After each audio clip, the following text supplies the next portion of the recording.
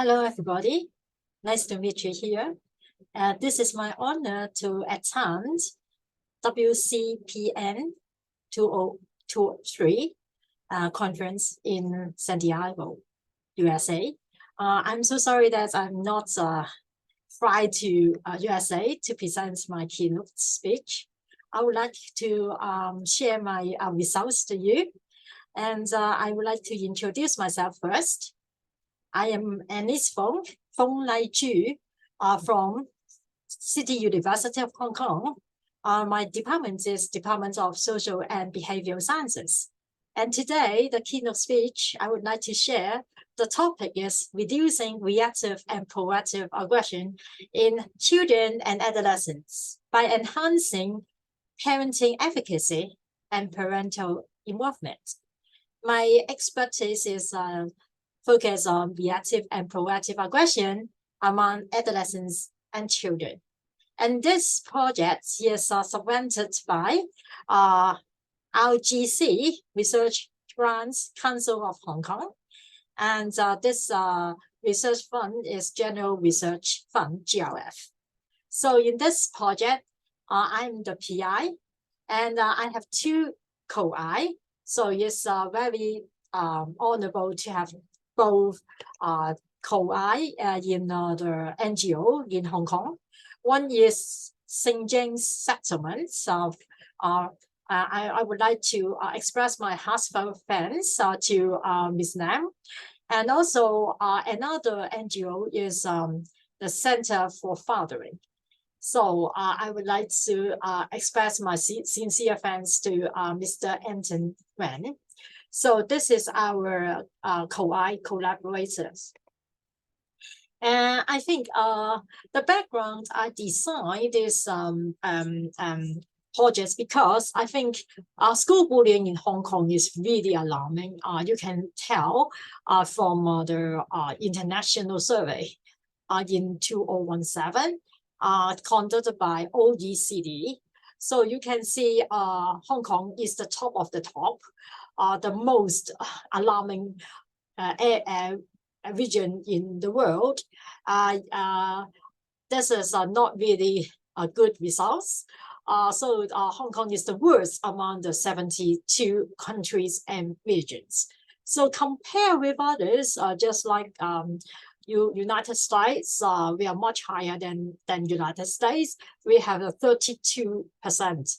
And United States is much lower than us, is in the medium, is 18%. And the other one is really very close with Hong Kong, is Chinese societies also in Taiwan. We are much higher than Taiwan 3 times. So you can see in Hong Kong, the school bullying is really, really alarming. That's why I would like to design some interventions for reduce the aggressive behavior and school bullying in Hong Kong. So I think in Hong Kong, some characteristics that is in the past. I think most of you will know that we have a social movement in 2019 in Hong Kong. And because of the political stance, there are differences, and they want to,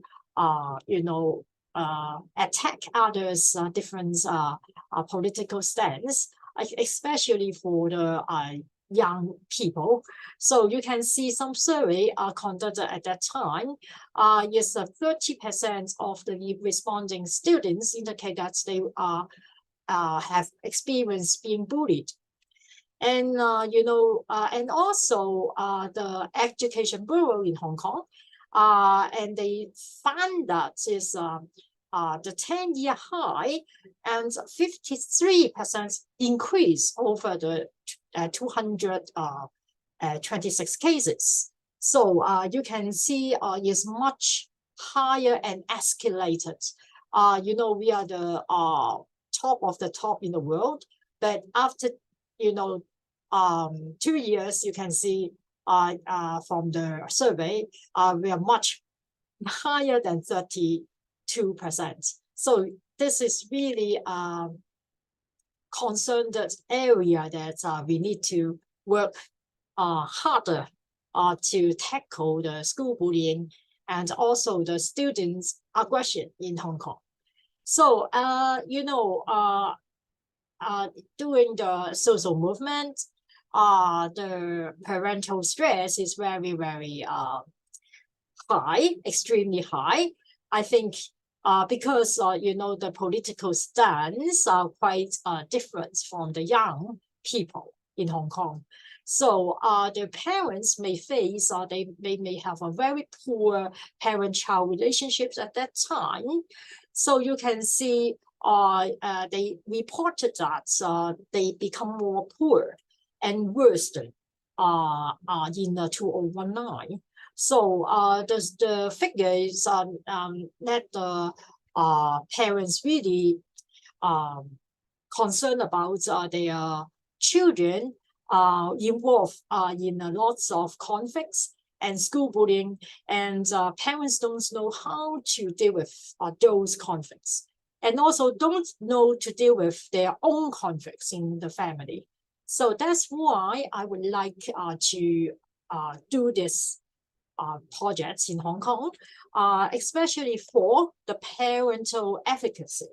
So this is the background that I developed this project in Hong Kong. And this project, you can see the objective is to explore and evaluate the outcome effectiveness. So we are going to compare different forms and kinds of parental intervention group. We have 4 different kinds, which is father-only, mother-only, father-child, and the mother-child group interventions. We want to compare their effectiveness after the intervention, whether can reducing the children with reactive and proactive aggression. So this is our research gaps that we want to fill. Because there is no such previous study before, is about how to enhance the parental efficacy and the parental involvement so that can reduce the reactive and proactive aggression among their children. So this is the first one to explore this opportunity through the parents and enhance their parenting style and parental behavior. So it's really important. So I think the pioneer study in our study is focused on the outcome effectiveness. We think that the parents involved in the groups with the interactions with their children is very important. I think the most foundation one is the parent and the child relationship. So because I'm the first pioneer to adopt the 2-factor model in the school bullying context. So many previous studies focus on 1-factor model, which is bullies and victims, very simplified. But I would like to adopt the 2-factor model, which I will screen out and assess. There are 2 subtypes of aggression and 2 subtypes of victimizations. So the 2 subtypes of aggression is proactive aggression and the reactive aggression. They are very distinctive. And the other one is the aggressive victim and the pure victim, and they are very distinctive also. In this study, we focus on the 2 subtypes of aggressive behavior. So this 2-factor model of aggression, you can see they are very different. They are very distinctive. So I think many studies in the past has been proved that 2 subtypes of aggressive behavior are very distinctive. So I think it's over 30 years. So you can see the reactive aggressors, they are emotion-driven aggression, just like hostile aggression. And we base on the frustration anger theory of aggression. So it's really because of the anger driven their aggressive behavior. And also they were correlated with hot-blooded and impulsivity, and also the hostile attribution bias and attention problems and anger arousal. So they are featured with the social skills deficits. So you can see their cognitive distortion because of the hostile attribution bias, and they are really easily being provoked by others under ambiguous situation.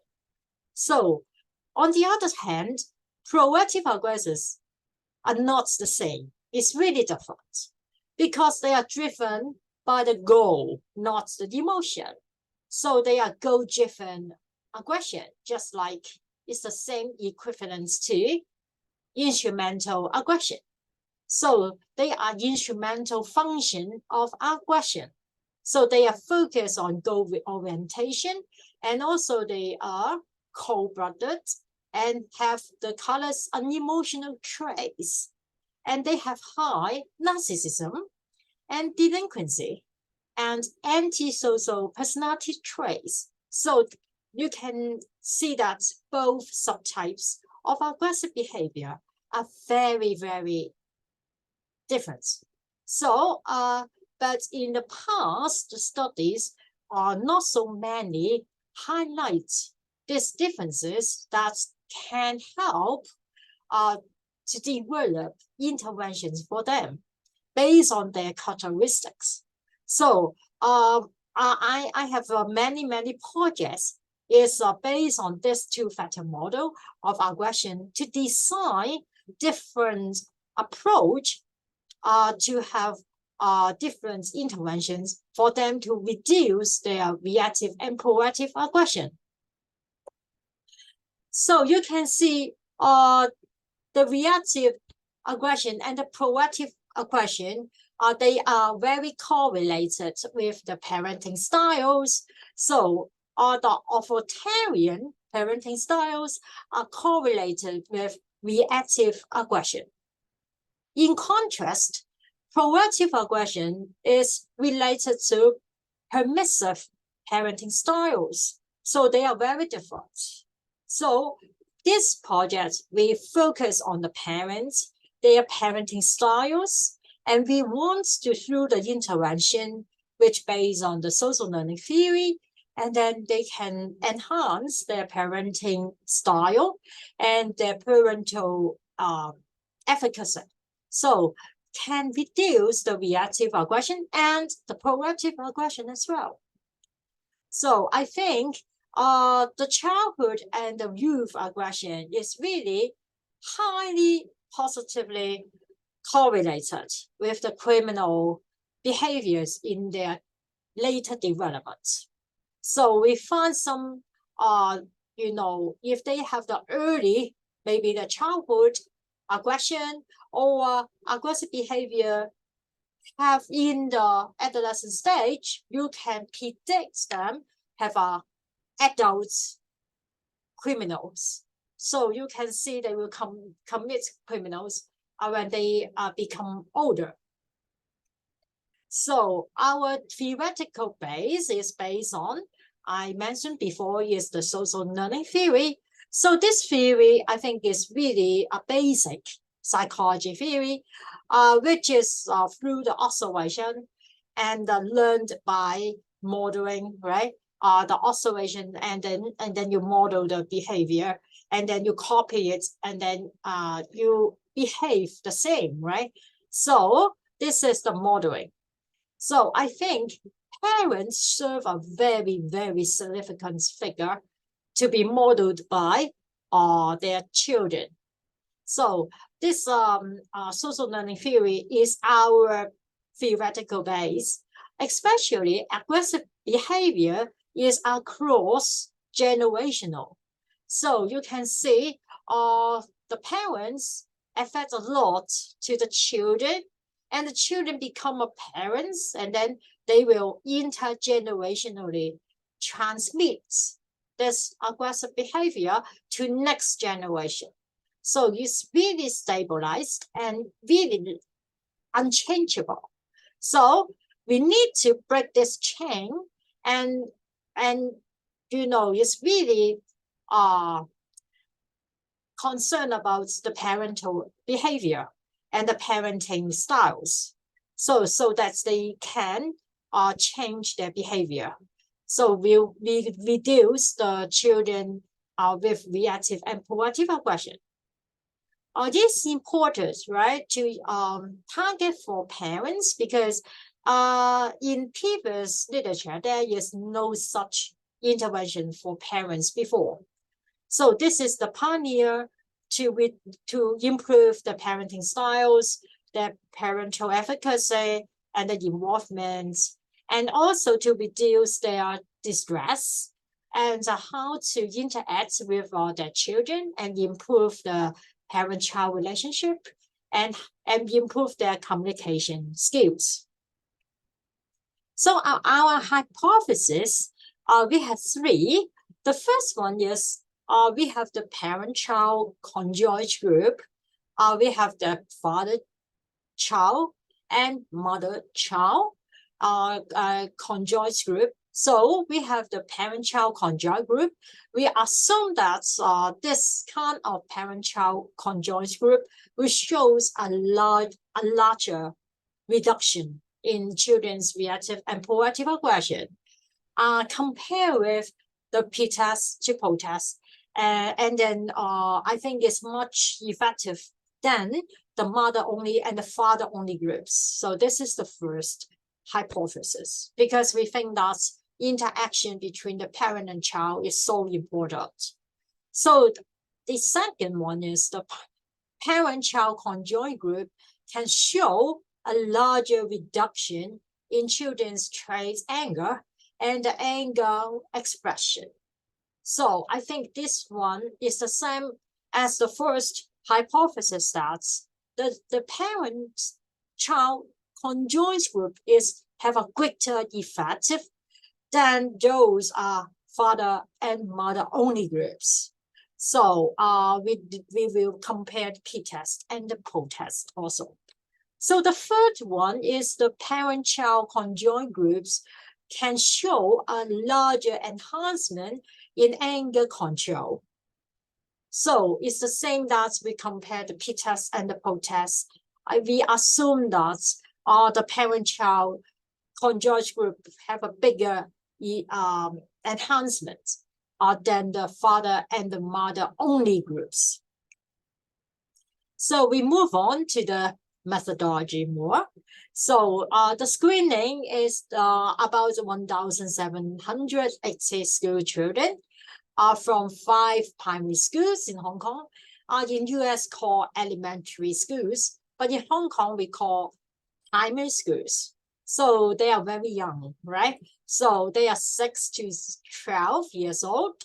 And the sex is gender, males is more, is majority. Because you can see aggressive behavior is much, males is more than females. But it's only 60 to 40 is the proportion is not really far away. So we use the self-reported questionnaire, which I have validated in Hong Kong with Professor Adrian Ring in UPenn. So this is reactive and proactive aggression questionnaire in Chinese version. And I have used this version since 2006 till now. So the reliability is really high. So I think in Hong Kong is a really trustworthy instrument. So 95 high-risk school children with parental consent has been screened out through the RPQ questionnaire. So this is a very top 50% in general aggression, reactive aggression, or proactive aggression. So the sex now is much more the males. So the severe categories are males, right? So the 66 males are nearly 70%, and 30% are females. So the age range is the same, 6 to 12, and they are randomly assigned to 4 conditions, which is father-only workshop, mother-only workshop, father-child, and mother-child groups. So there are 4 conditions of intervention groups. So the assessment is the RPQ is the key. And also we have the STAXI state, traits, anger, expression inventory. And also we explore the subscales. It's the traits, anger, anger expression, and anger control. And also the parents report. We have the parent report as well.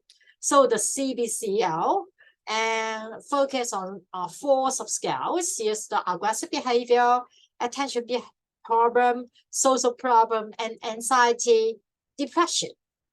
Another one is the parent sense of competency scale. And another one is parent-child relationship inventory. So there are some subscales. Is parental support, satisfaction with parenting, involvement, communication, limit setting, autonomy, and role orientation. So those are our assessment tools. So we have 3 repeated measures in this project. So we have the baseline measure, and then after the intervention for the 4 condition groups, and then we have the post-test. After the post-test, we will have the 6 months after the intervention follow-up. But in this project, we haven't finished yet. We are now still collecting data in the last follow-up studies. So in this keynote speech, I will include the baseline and the post-test only. So the intervention, just we mentioned, is 4 conditions, and they are the same with the 8 to 10 parents in each group, and 7 weekly sections with 2 hours with each. So you can tell the parents are really busy in Hong Kong, especially this busy city, and they afford to come. It's not easy, right? So 7 weekly sections with 2 hours, just like 14 hours in total. So, and we have 4 different conditions. It's the parents only, with father only and mother only, and the parents and children join together is a father-child and a mother-child. So we compare these 4 conditions. And we are so fortunate that St. James Settlement, their social workers will have this interventions groups, and they are well trained, and I have designed this intervention with them, and they have the pilot study together, and then we polish the skills and the contents and step by steps, and then move on to the main studies. So now we have completed the T-test and the post-test stage, and follow-up studies are still keep ongoing. So I think this relationship between the parents and the child is very important, because their children will learn from them and model their behavior. I think this is the social learning theory is really true, that you can see the children really behave like their parents. So we want to enhance the parents' awareness about their influences, how their impacts to their children, right? Maybe a good impact or the negative side impacts, right? And some parents are really not easy to control their emotion, especially the anger. And they may have the verbal aggression also, and they may have the harsh parenting, and coercive parenting, and they may have the physical penalty or something like that. So it's a very typical authoritarian parenting style. So we promote some positive and warm parental behavior and authoritative parenting style in the intervention process.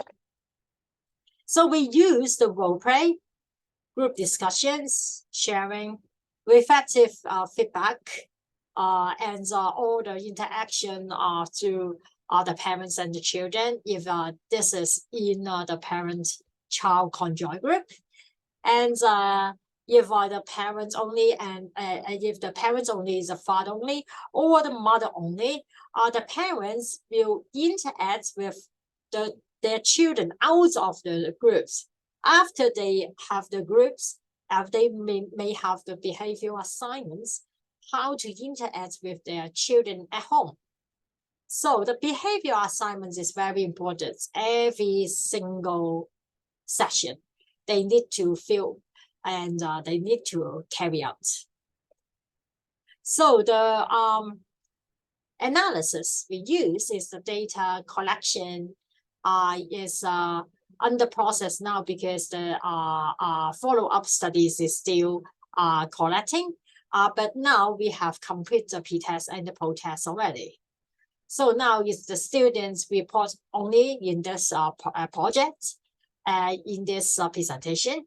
So we use the encoder and the between subjects factor intervention and the covariate, the baseline score. So this is our results. So 82 participants completed the protest. So you can see some have attrition rates, but not really high. It's only 6.3%. So it's not really high. So yes, you can see it's a 13.7% attrition rate. So it's not that really significant. So it's pretty good.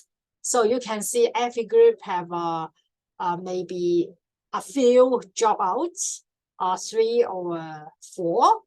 All right. And some, maybe the mother child have more than 1 or 2 compared with other, but it's still low, the attrition rate. So, and this is the results. So you can see the reactive aggression and the proactive aggression are both significant. You know, results from the encoder, you can see the father-child conjoint group had the lowest level of the reactive and the proactive aggression. So this shows that the father-child conjoint group is the best. It's the most effective one, compare other 3 conditions. And also the trait anger is the same results. So it's really consistent that father-child conjoint group is the most effective compared others 4 other 3 condition groups. So I think this is really a good and encouraging results, I think. So this is the details of the results. We have the baseline score, and we control at 9.38 in reactive aggression. And for proactive aggression, we controlled at 3.67. So you can see the father-child groups is much lower than those 3 conditions. And the trait anger, we control the baseline at the 15.77. And you can see the father-child group is the most significant effectiveness, right? So you can see is much lower than other 3 condition groups. So we move on to the discussion part. So you can see most of the children with aggressive behavior are boys. This is true, right? In Hong Kong, yes, boys also. I think in other countries, boys are also more than females. So the father's figures are the key in the family. So if we enhance the fathering, right? The parenting skills and styles is really important. So our results match our social learning theory. That's how to model the children, how to model their parental behavior. So especially boys will identify with their fathers. And also maybe, right? So for children with other problems, the mother child is more significant than the father child, you know. But for aggressive behavior, must be father child. So this is a very interesting finding that can compare with other behavioral problem among children and youth. Maybe find that mother is the most important figure to change their parental style or their parenting efficacy. But for aggressive behavior, the targets should be for the father. So the fathering is the key. So the father-child conjoint interaction is more important to involve father. So the father only with the child in the group together, I think is more important because, father only without the child, you cannot have an interaction. But father with the child can have the parental interaction. So they can exercise the new parenting style in group and communicate with the child immediately and improve the interactions and also the relationship in the group. And then after the group, they can continue and maintain the good relationship. So this is sustainable and this is really applied in their daily life after complete the group. So our project has limitations. Many invited parents cannot participate. This is true because Hong Kong is so busy, especially those parents work very long hours and overtime every day. And this is really demanding that continuous 7 weeks to have the intervention, 2 hours each. So it's really demanding. So more than 500 parents were invited, but only 95 agreed to participate. So I feel very glad and pleased that still have many parents will support and attend this project. So they are very busy, especially working parents, especially fathers, right? So I think the bias to the parents who already had high involvement is the limitations. So those are all our limitations. And the Hong Kong's elementary school children only. So this is our local Hong Kong children. So we don't know is it generalized to other country, but I think this is a really a good piece of reference to other countries because this is the pioneer one to develop based on the social learning theory, and then we compare 4 condition groups and then find out is the father-child conjoint group is the most effective one. So let's move on. The last one is the conclusion. The conclusion part is to conclude and summarize that father-child group is the most effective compared with the mother-child, father only, mother only groups. So this is our conclusion that can well prove and significant measures with evidence-based measure. So I think this is really encouraging that our hypothesis is the parents and child conjoined group is better than parents only group, right? So this is really match our hypothesis. And the father, we think that father is much important to change the children with reactive and proactive aggression, because aggressive behavior, most of them are boys. So I think this is quite match our hypothesis too. So it supports our theoretical base is social learning theory. Majority of the children with aggressive behavior are boys, so fathers are the most significant figures for them to model.